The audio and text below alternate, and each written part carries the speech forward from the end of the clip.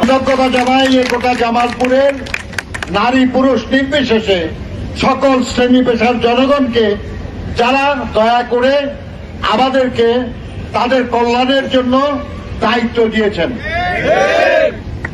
আমরা এটাকে ক্ষমতা বলি না, আমরা বলি এটা দায়িত্ব। আমাদের নেতা জনাব তারেক রহমান তাই বলেন, তারেক রহমান আপনারা দেখছেন তারা কি কঠোর পরিশ্রম তিনি করছেন। উনি যখন কঠোর পরিশ্রম করছেন দেশের স্বার্থে, দেশের কল্যাণের জন্য, মানুষের জন্য, আমরা যারা বিভিন্ন পর্যায়ের নেতা কর্মী আছি, তিনি এমপি হন, মন্ত্রী হন আর উপদেষ্টা হন, যাই হন, আমাদের সবারই কর্তব্য সেরকম পরিশ্রম করা জনগণের জন্য এবং নির্বাচনের সময় আমরা যেসব প্রতিশ্রুতি দিয়েছি এই প্রতিশ্রুতি পূরণ করা। ইতিমধ্যে আপনারা দেখেছেন যে আমরা দরিদ্র পরিবারগুলির জন্য ফ্যামিলি কার্ড আমরা দেওয়া শুরু করেছি, কৃষকদের জন্য আমরা কৃষক কার্ড দেওয়া শুরু করেছি, আমরা 10,000 টাকা পর্যন্ত কৃষি ঋণ সুদ সহ আমরা মওকুফ করেছি। এরকম অনেক কর্মসূচি। কিন্তু আমরা জানি এই জামালপুর জেলার বিশেষ সমস্যা আছে কিছু।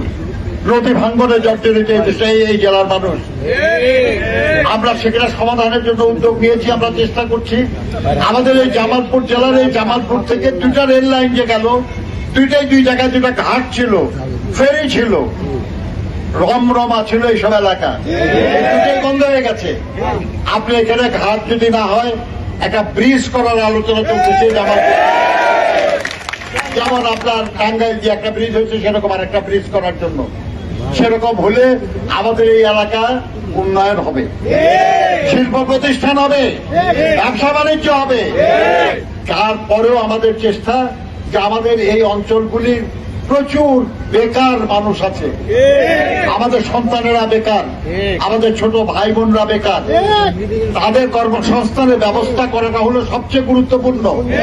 আর কাউকে আপনার 5,000 টাকা দেওয়াটা বড় কথা না, বড় কথা হলো তার হালাল উপার্জনের ব্যবস্থা করে দেওয়া।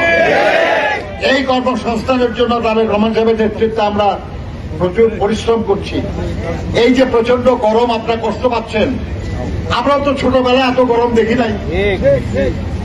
আপনারা দেখবেন যে এখন যে গরম, যদি আমরা ইমিডিয়েটলি ব্যবস্থা না নেই, এরপরে আমাদের সন্তান সন্ততিরা জীবনযাপন করতে পারবে না, এত প্রচন্ড গরম। এই যে আবহাওয়ার পরিবর্তন, এই যে জলবায়ুর পরিবর্তন, এটা রোধ করার জন্য আমরা বছরে 5 কোটি গাছ বোনার আমরা সিদ্ধান্ত নিয়েছি।